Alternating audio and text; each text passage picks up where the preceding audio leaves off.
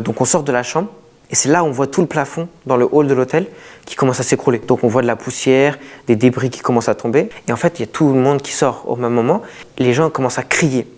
Ils criaient, ils faisaient des prières et ça faisait encore plus peur.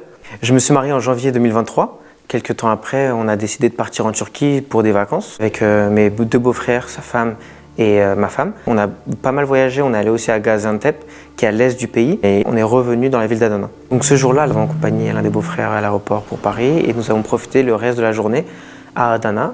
L'ambiance était très joyeuse, on s'amusait bien, on enchaînait les restos, les desserts. Le lendemain, on partait faire une très très grosse journée. Du coup, on s'est couché vers minuit, 1h du matin.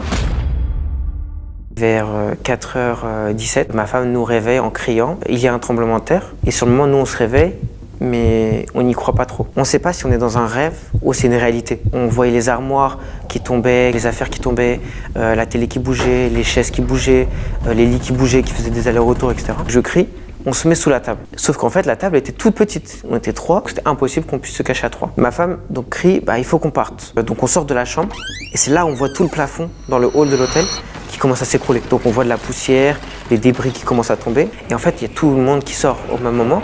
Les gens commencent à crier. Ils criaient, ils faisaient des prières et ça faisait encore plus peur. Et le problème, c'est que y avait des vieux devant nous et on ne pouvait pas courir. Le temps qu'on perdait à aller doucement, etc., c'est un temps qui était très important à ce moment-là. Donc on est arrivé dans le hall en bas et on est direct sorti. Et ce jour-là, comme par hasard à Adana, il pleut très peu. Et là, il pleuvait énormément. Il fait très très froid. On voit autour de nous, il y a des gens qui sont en caleçon, qui sont sortis en t-shirt, il y en a qui sont torse nu, ils commencent à trembler. On a l'impression que là-bas, le monde s'arrête, quoi. À ce moment-là, on se dit, il faut qu'on aille récupérer nos affaires. Sans passeport, sans carte d'identité, on peut aller nulle part. On attend à peu près 5 minutes dehors.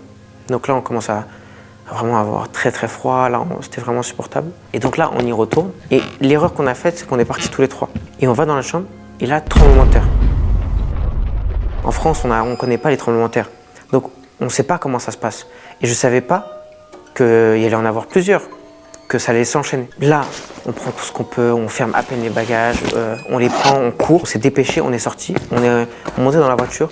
Premier réflexe, c'est de rouler. On appelle mon beau-père, je dis on te rejoint. Et lui, il est situé à Aksaray. Et de là-bas, on prend l'avion direct à Ankara, qui est la capitale, et on retourne direct en France. C'était notre plan. On a roulé quelques heures. Et en fait, sur la route, il neigeait tellement. On a failli faire plusieurs accidents. La voiture qui glisse, on ne pouvait plus avancer. Donc on s'est dit, on fait demi-tour. On s'arrête sur une aire de repos. Et à ce moment-là, on dort à l'aire de repos. On dort 1 heure ou 2, c'était énorme déjà pour nous, quoi. Histoire de se reposer un petit peu et de redescendre, de respirer un petit peu. Donc quand on se réveille, on se dit bon, qu'est-ce qu'on peut faire? Là, on était sur une aire d'auto, donc on voyait les télés allumées, etc. Tout le monde était devant. On voyait les morts qui augmentaient. On s'est dit bon, on va y retourner. On va essayer de voir ce qu'on peut faire. Si on peut les aider, si on peut faire quoi que ce soit, on va essayer de le faire. On est retourné donc à Adana. Vraiment, toute la vie était dans la rue. Les familles, les enfants. À un moment donné, on est dans une pharmacie. La pharmacienne qui avait ouvert quand même pour les aides. Et il y avait ses enfants et qui n'avaient même pas d'habits. Donc il n'y avait pas de chaussettes, même pas de chaussures.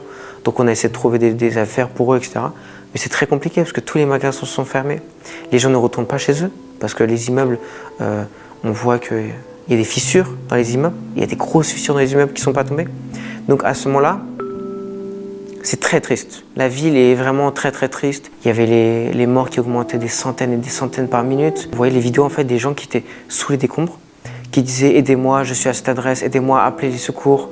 Et en fait c'est pire parce qu'en fait tu sais pas quoi faire. On a arrêté vite les réseaux parce qu'en fait on voyait que des vidéos comme ça. On voyait des vidéos, des gens qui appelaient à l'aide, mais on pouvait pas les aider quoi. Et là on commence à échanger et se dire on a tellement de chance de pouvoir être en vie.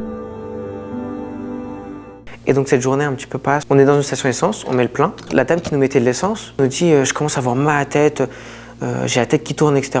On avait toujours la radio allumée et là les personnes crient tremblement de terre, tremblement de terre, tremblement de terre. On voit en fait il y avait une flaque d'eau et on voyait l'eau qui bougeait. Là on ressent très très bien le tremblement de terre. Ça fait comme un mal de transport, ça donne envie de vomir, on dirait qu'on est sur un bateau avec plein de vagues. On sort de la station essence, on se dit bon qu'est-ce qu'on fait, nos billets c'est dans 2 jours.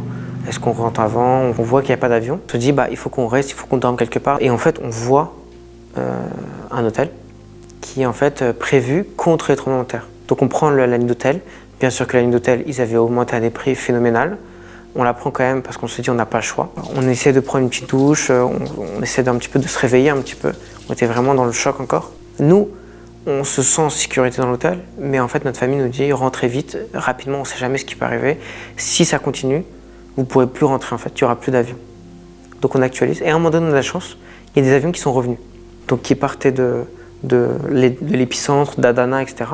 pour retourner, pour aller à Istanbul. Donc l'avion était à minuit, 1h du matin. Donc on se dit let's go. On s'est dit, vu qu'on ne va pas profiter de la nuit, on avait trouvé une famille, ils avaient à peu près 5-6 enfants, donc on voulait les mettre dans la chambre, dans notre chambre, et en fait l'hôtel a refusé. Pour les entreprises, c'était le plus de bénéfices possible. Donc voilà, on a essayé de les aider comme on pouvait. Donc l'hôtel a refusé, on a quitté avec un scandale, on y va, on va à l'aéroport, et là c'est la guerre. Les gens sont débordés, ils en ont marre, les gens ils crient de partout, c'est la guerre. T'as l'impression que les gens ils vont tous s'entretuer, quoi. Donc on attend des heures.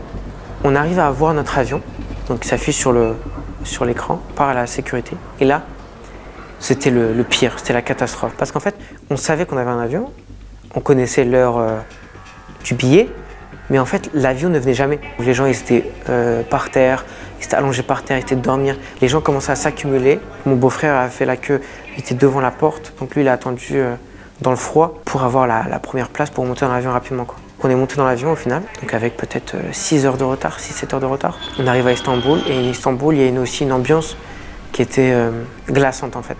Tout l'aéroport était à l'arrêt, il y avait beaucoup trop de neige, il y avait des mètres et des mètres de neige. Donc on attend encore des heures et des heures, donc encore un peu de retard. On a de la chance de monter dans l'avion après 5 heures de retard. Donc on monte dans l'avion, on retourne, on arrive en France. Et c'est là où le vrai soulagement est arrivé. C'est quand on a mis les pieds en France, mais d'un côté on était triste parce qu'on laissait beaucoup de choses derrière nous aussi. Les gens sous les décombres, de laisser le tremblement de terre qui continue en fait, de laisser des familles, notre famille aussi. C'est très compliqué psychologiquement de se dire nous on a fui, on a eu de la chance, mais en fait tout le monde n'a pas cette chance-là. Un an après, de notre côté ça va mieux. Parfois il y a toujours un peu de cauchemars, des peurs, de tremblements de terre, etc. qui surviennent d'un coup. J'essaie de faire vraiment très attention quand on est en famille, de bien profiter, d'être vraiment soudé avec la famille. Avec ma femme, on est encore plus liés parce qu'on a vécu ça. Avec mon beau-frère aussi, parce que on le vit ensemble. La Turquie commence à se reconstruire, mais c'est encore compliqué. J'aimerais avoir une grosse pensée quand même pour les gens qui sont morts, les 60 000 personnes, aussi les gens qui sont survécus, mais qui ont perdu toute leur famille. C'est pour ça aussi que je fais ça, pour qu'on pense à eux, pour qu'on les oublie pas et qu'on puisse s'en souvenir, quoi.